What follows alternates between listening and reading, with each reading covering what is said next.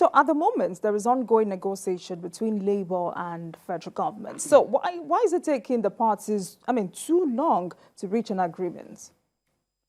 You see, when you assume office, you can't know it all in 2 months. Like I said to you, it would take a miracle worker to do the extra. Sometimes, I was governor at some point. I know the behavioral attitude of Labour. They will know the truth. They will say there are people are pushing them. They just want to do a show.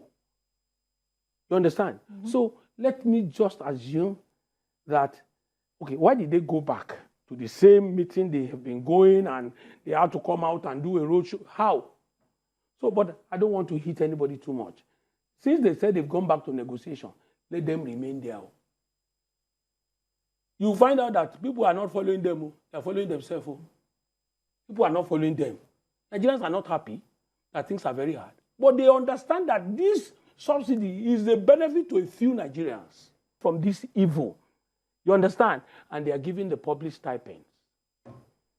That's it. All right. So I know you touched on this earlier, so I would like us to go back there. Do you agree with those who describe the position of NLC as largely political?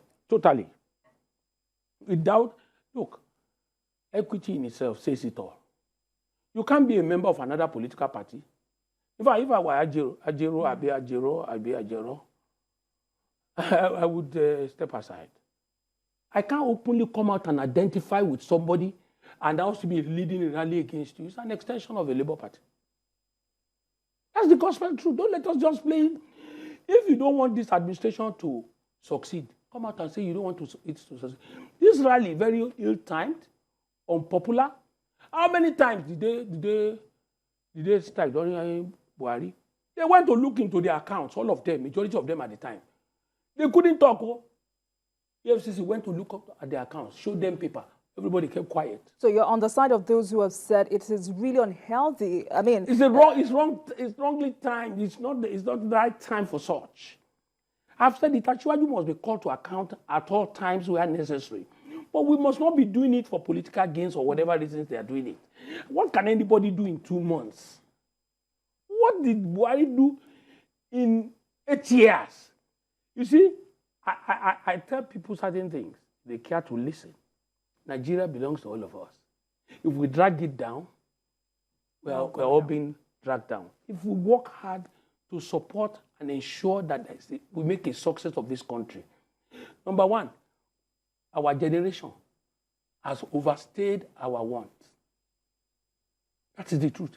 We have chopped the rights of the young people, double their time. We have chopped it. What I mean by we have chopped it is that in a situation, you will see that it will be impossible in distant future not to find a very young man being president of Nigeria. Because the awareness is huge. So, as it is now, if this man, Asiwaju Ahmed Bola Tinubu, is now hands-on to make Nigeria better, let us cooperate with him. It's not about political party. We've done elections, they've come and gone. I'm not interested in anything anymore. I'm not contesting. You cannot go and wait for me. If you wait for me, you wait in vain. I don't send you. That's my position. All right, so let's look at some of the demands by Labour, which include reversing the policy on subsidy removal. How feasible is this? That is impossible. It's just what we see, somebody jambalaying, just running his mouth. Remove what? Why did they not tell Buhari not to put it in the budget? How visible? The money Buhari borrowed, they went to the capital market. They are unforgivable debts. When you go to the capital market to source money, if it's 20 years, you have to pay. It's not a World Bank or such institutions that will say, we are forgiving you your debts. It's forever. They took those loans with people's contribution, investing in that bond. So there's nobody that will forgive you that. So will this Asiwaju go and be borrowing money again? How will he do it? So he has to look inwards. And he said, my target is the rich.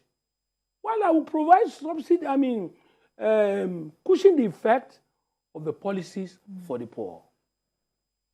So it's targeting, recovering, getting money from the rich. When you look at the spread, more than 40%, more than 70% of Nigerians has nothing above 500,000 in their accounts. About 20% has the whole money in the country. The man said, my target is the rich, so that the poor can breathe. Mm. When he takes money from the rich now, with the new tax regime, with the extra charges on what the rich knows how to consume, the poor will breathe.